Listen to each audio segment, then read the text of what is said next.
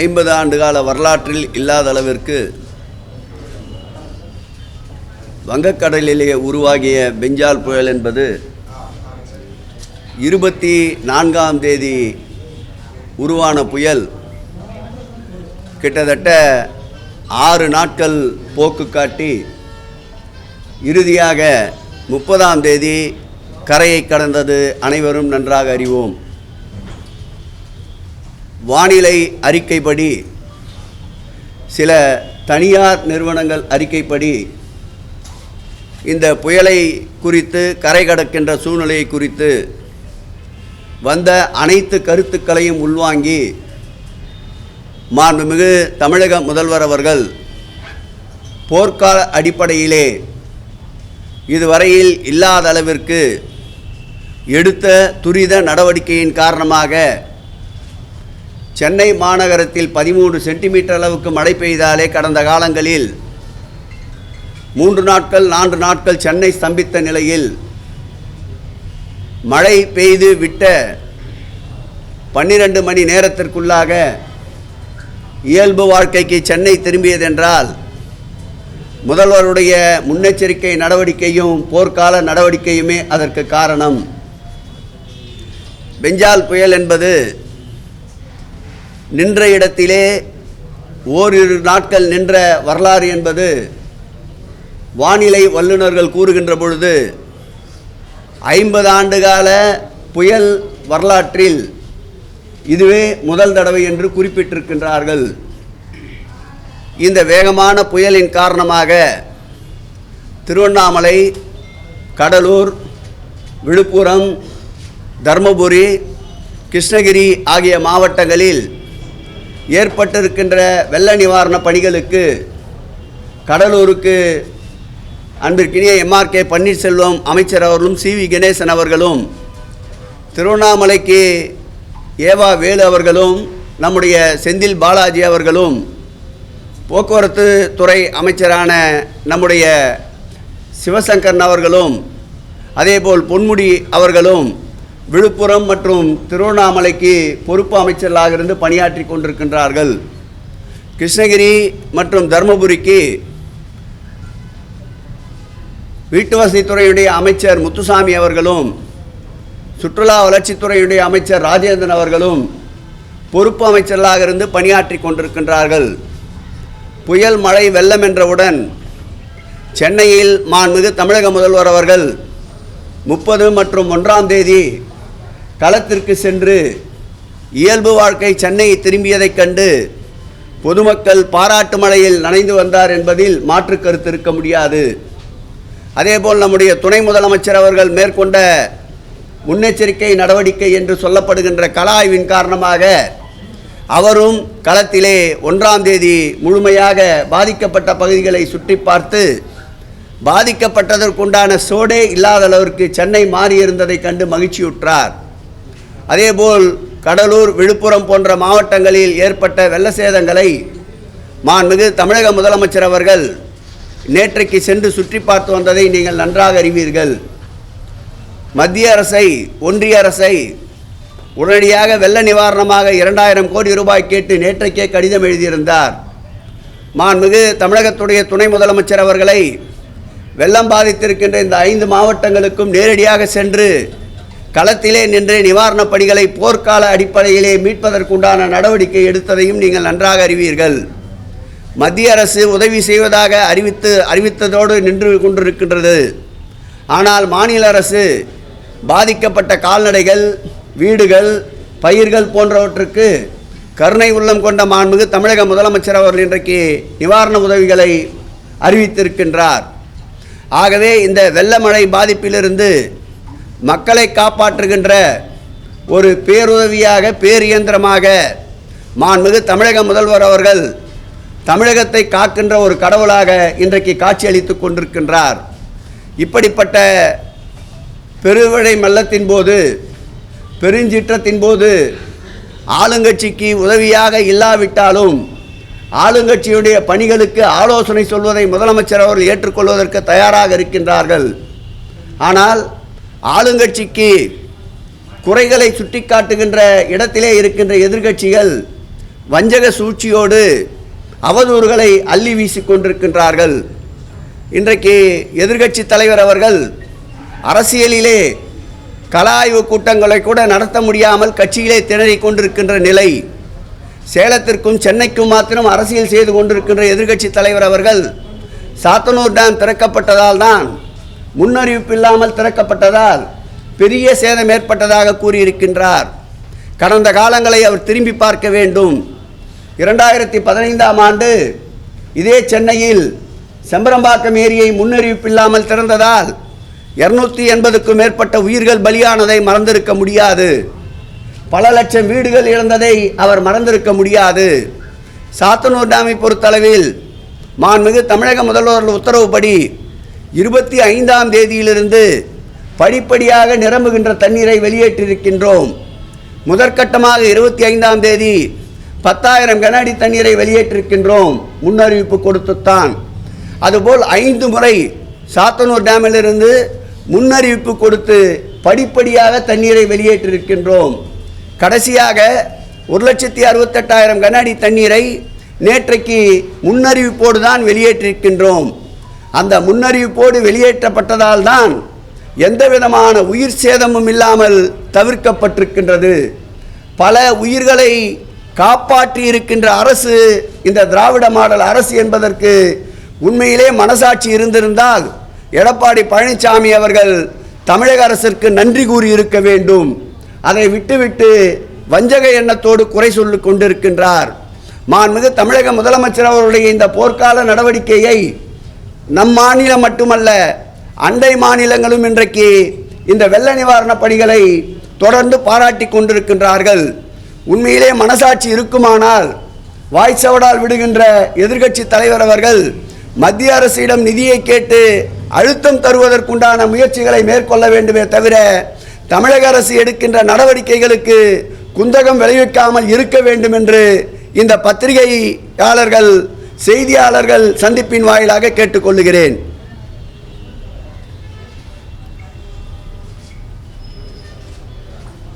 இதை கேள்விக்கு தான் கேட்கலாம்.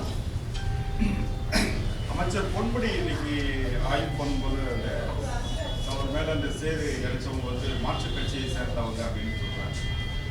விழுப்புரம் மாவட்டத்தில் திருவெண்ணைநல்லூர் ஒன்றியத்திலே இருக்கின்ற இருவேல்பட்டு மற்றும் அரசூர் ஊராட்சிகளை சார்ந்த பகுதிகளில் வெள்ளம் சூழ்ந்து வடிய தொடங்கியவுடன் அங்கிருக்கின்ற மக்களுக்கு நிவாரணம் வழங்குவதற்காகவும் ஆறுதல் கூறுவதற்காகவும் நேரடியாக சென்றிருந்தார்.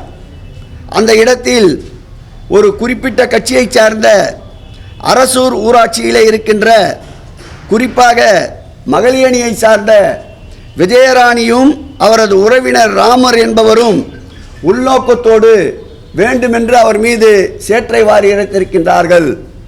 இது எதை காட்டுகிறது என்றால், முழுமையாக நிவாரணப் பணிகளை ஒருபுறம் அறிக்கையின் வாயிலாக பொய் வதந்தி பரப்பி முடக்க நினைக்கின்றார்கள், மறுபுறம் இப்படி மக்கள் நல பணியிலே ஈடுபடுபவர்களை அச்சுறுத்துகின்ற வகையில் அவர்களுடைய பணிகளை தடுக்கின்ற வகையில் இது போன்ற செயல்களில் ஈடுபடுகின்றார்கள்.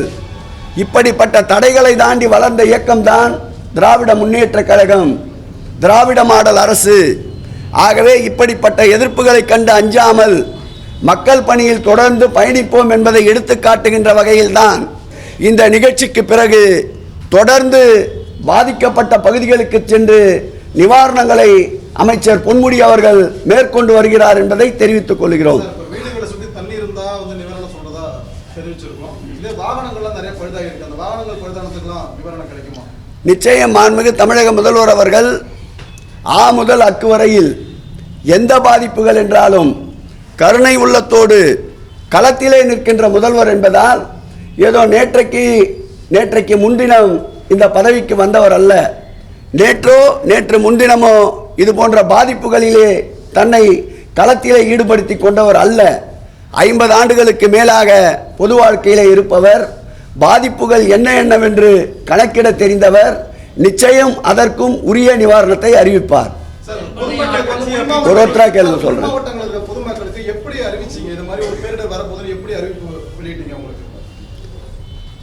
மாண்புமிகு தமிழக அரசை பொறுத்தளவில்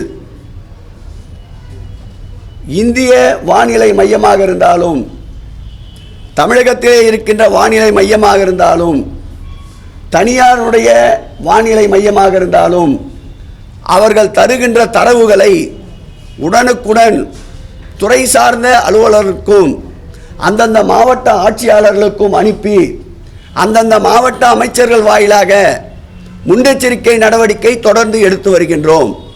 இந்த சாத்தனூர் டேமை பொறுத்தளவில் 5 முறை தண்ணீர் திறந்து விடப்படுகின்ற பொழுது முன்னெச்சரிக்கை நடவடிக்கையாக கரையோரம் வசிக்கின்ற மக்களுக்கு தண்டோரா மூலமாகவும் மாவட்ட ஆட்சியாளர் மூலமாகவும் நோட்டீஸ் அனுப்பி அனைவருக்கும் அதை செய்தியாக வெளியிட்டு தெரியப்படுத்தியிருக்கின்றோம். அதற்குண்டான ஆவணத்தையும் கையிலே வைத்திருக்கின்றோம். 5 முறை அதற்கு முன்னெச்சரிக்கை நடவடிக்கையாக நோட்டீஸ் வழங்கியதையும் அறிவிப்பு வெளியிட்ட குறிப்புகளையும் கையிலே வைத்திருக்கின்றோம். ஆகவே இந்த அரசை பொறுத்தளவில் முன்னெச்சரிக்கையாக செயல்படுகின்ற ஒரு அரசு என்பதற்கு பல்வேறு உதாரணங்களை சொல்ல முடியும். சென்னையிலே பெருமழை என்றபோது 1 மாதத்திற்கு முன்பாக இருந்தே முன்னெச்சரிக்கை நடவடிக்கையிலே ஈடுபட்டோம். சுமார் 8000த்திற்கும் அதிகமான சமூக ஆர்வலர்களை ஒருங்கிணைத்திருந்தோம். மாநகராட்சியின் சார்பில் 22,000 மாநகராட்சி பணியாளர்களை ஈடுபடுத்தியிருந்தோம். நீர் உறிஞ்சும் இயந்திரங்களை 800க்கும் அதிகமான இயந்திரங்களை பல்வேறு மாவட்டங்களில் இருந்து வரவழைத்திருந்தோம்.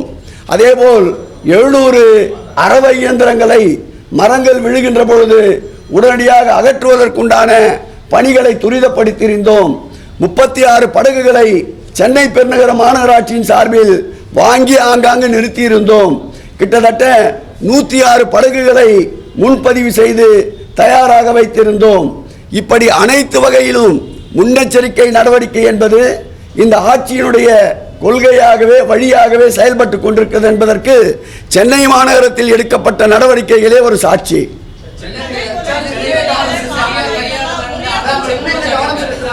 மாவட்டங்களிலும் இது போன்ற முன்னெச்சரிக்கை நடவடிக்கை இன்னும் கூடுதல் கவனம் செலுத்துன்ற ஒரு கருத்து வந்திருக்கு.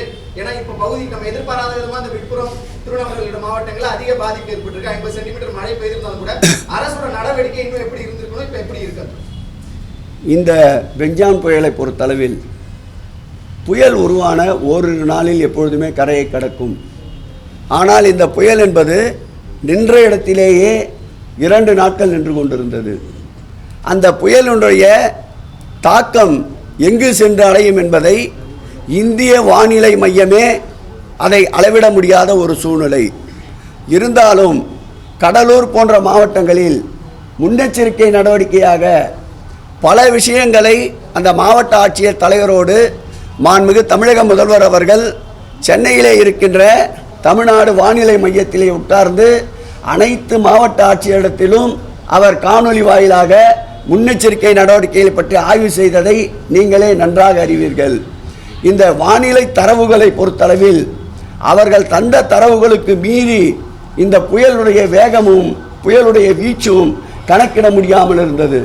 அப்படி இருந்தும் புயலின் தாக்கத்திற்கேற்றாற்போல் தயார் நிலையில் இருந்ததால் தான் உயிரிழப்புகள் என்பது அதிகப்படியாக இல்லை. நிலச்சரிவின் காரணமாக ஏற்பட்ட உயிரிழப்புகளை தவிர்த்து பெரிய உயிரிழப்புகள் எதுவும் இல்லை என்பதை உறுதியாக சொல்லிக்கொள்ள முடியும். இந்த ஆட்சியாளர்கள் எடுத்த முன்னெச்சரிக்கை நடவடிக்கை தான் இதற்கு முழு முதற் காரணம்.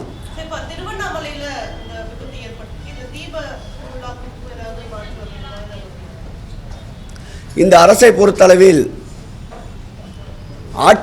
ஆட்சியில் இருக்கின்ற அதிகாரிகளும் சரி, அமைச்சர்களும் சரி, நாடாளுமன்ற உறுப்பினர், சட்டமன்ற உறுப்பினரும் சரி, மக்கள் பிரதிநிதிகளும் சரி, திராவிட முன்னேற்ற கழகத்தில் இருக்கிற பொறுப்பாளர்கள், கழகத் தோழர்களும் சரி, இயற்கை பேரிடரை சமாளிப்பதற்கு பேரிடரோடு போரிட்டு மக்களுக்கு தேவையான நிவாரணங்களை வழங்கி வருவதை யாரும் மறுக்க முடியாது. திருவண்ணாமலை தீபத் திருவிழாவை பொறுத்தளவில் நேற்றையிலிருந்து சாமியினுடைய உற்சவ ஊர்வலம் தொடங்கிவிட்டது. நேற்றைக்கு துர்க்கை அம்மனுடைய ஊர்வலமும் இன்றைக்கு பவானி அம்மனுடைய ஊர்வலமும் துவக்கப்பட்டு விட்டது. கிரிவலப்பாதையில் எந்தவித சேதாரம் இருந்தாலும் 2 நாட்களில் சரி செய்யப்படும். அதேபோல் கடந்த ஆண்டு 35 லட்சம் பக்தர்கள் வருகை தந்தார்கள். இந்த ஆண்டு 10 to 20% மக்கள் கூடுதலாக வருகை தருவார்கள் என்று எதிர்பார்க்கப்படுகிறது. தீபாவளி திருநாளில் கூடுகின்ற கூட்டத்திற்கேற்ப அனைத்து வசதிகளையும் 2 மடங்காக உயர்த்த மாண்புமிகு தமிழக முதல்வர் உத்தரவிட்டிருந்தார். அதன் அடிப்படையில் துணை முதல்வர் அவர்கள் 15 நாட்களுக்கு முன்பாக நேரடியாக கிரிவல பாதையை பார்வையிட்டு மாவட்ட ஆட்சியர் அலுவலகத்தில் ஆய்வுக் கூட்டத்தை நடத்தினார். அதைத் தொடர்ந்து அந்த மாவட்டத்துடைய அமைச்சர் அண்ணன் வேலு அவர்களும் நானும் கடந்த 10 நாட்களுக்கு முன்பு ஆய்வுக் கூட்டத்தை மேற்கொண்டிருக்கின்றோம். வருகின்ற 6-7 தேதிகளில் மீண்டும் ஒரு ஆய்வுக் கூட்டத்தை மேற்கொள்ள இருக்கின்றோம். ஆகவே கூடுகின்ற கூட்டத்திற்கேற்றாற்போல் போக்குவரத்து வசதி, தற்காலிக பேருந்து நிலையங்கள் அமைப்பது, தென்னக ரயில்வேக்கு கூடுதலாக ரயில்களை இயக்குவது, காவல்துறையின் பாதுகாப்பை அதிகப்படுத்துவது, அதேபோல் தீயணைப்புத் துறையினுடைய பாதுகாப்பை அதிகப்படுத்துவது, மின்சார வசதி, போக்குவரத்து வசதி, குடிநீர் வசதி, பாதுகாக்கப்பட்ட குடிநீர் ஆகியவைகளை அனைத்து வசதிகளும் ஏற்பாடு செய்யப்பட்டு 40 லட்சத்திற்கும் அதிகமான மக்கள் கூடினாலும் எந்தவித சிரமமும் இல்லாமல் தீபாவளி திருநாளை வெற்றிகரமாக நடத்தி காட்டுவதற்கு முதலமைச்சர் அறிவுறுத்தியிருக்கின்றார்.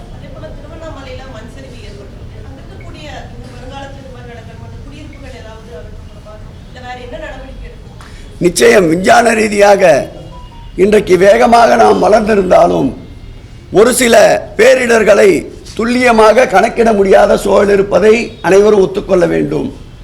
இருந்தாலும் இது ஒரு பாடமாக கருதி இது போன்ற பெருமழை வெள்ள காலங்களில் இது போன்ற நிலச்சரிவு ஏற்படும் என்று கருதுகின்ற பகுதிகளில் இருப்பவர்களை பாதுகாப்பான இடங்களுக்கு கொண்டு செல்ல வேண்டும் என்று மாண்புமிகு முதல்வர் அவர்கள் அறிவுறுத்தி இருக்கின்றார். ஆகவே அந்த நடவடிக்கைகள் வருங்காலங்களில் விரைவுபடுத்தப்படும், உறுதியாக நடவடிக்கைகள் மேற்கொள்ளப்படும். இந்திய வானிலை ஆய்வு மையமே இந்த பெஞ்சல் புயல் போக்கு காட்டியிருக்கு அப்படின்னு சொல்லி நம்ம எடுத்துக்கலாமா? உண்மை அதுதான். பல வானிலை ஆராய்ச்சியாளர்கள் 50 ஆண்டு கால வரலாற்றில் இந்த பெஞ்சமின் புயல் என்பது வானிலை ஆய்வு மையத்திற்கே கட்டுப்படாமல் போக்கு காட்டியது என்பது உண்மை. அதனால்தான் திருவண்ணாமலை, கடலூர், விழுப்புரம், தருமபுரி, கிருஷ்ணகிரி போன்ற மாவட்டங்களில் திடீரென்று ஏற்பட்ட பெருமழை வெள்ளம் என்று கருதுகிறார்கள். வருங்காலத்தில் இதையும் மிஞ்சுகின்ற அளவிற்கு வளர்ந்துவிட்ட அறிவியலை, விஞ்ஞானத்தை நோக்கி துல்லியமாக கணக்கிடுவதற்கு என்னென்ன எல்லாம் வழிமுறைகள் இருக்கின்றதோ அதை மேற்கொள்ள தமிழக அரசு தயாராக இருக்கின்றது. விழுப்புரம் மாவட்டம் ஒரு வடிவேலு படத்துல நீ வாடா அப்படின்னு சொல்லி ஒரு கருத்துக்கள் பதிவு. அதே போல இந்த புயலுக்கு ஒரு சேலஞ்சு விட்ட மாதிரி எங்க ஊர் பக்கவா, திருவண்ணாமலை பக்கவா அப்படின்ற மாதிரி ஒரு நெட்டிசன்கள் ஏகப்பட்ட விஷயங்களை பண்ணியிருக்கிறாங்க. அந்த மாதிரி நபர்களுக்கு உங்களுடைய கருத்து? ஏற்பட்ட துக்கத்தை அனைவரும் பகிர்ந்து கொள்ள வேண்டும். இப்படிப்பட்ட நிகழ்வுகள் மீண்டும் ஏற்படாமல் இருப்பதற்கு என்ன நடைமுறைகளோ அதை நாம் பின்பற்ற வேண்டும். பாசிட்டிவான விஷயங்களே தான் நாம் எதிர்கொள்ள வேண்டும். அனைத்தையும் நல்லவைகளாக நினைக்க வேண்டும்.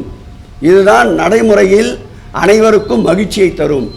இது போன்ற கருத்துக்களை தவிர்த்து விடுவது மகிழ்ச்சியை தரும் என்று கூறிக்கொள்கிறேன்.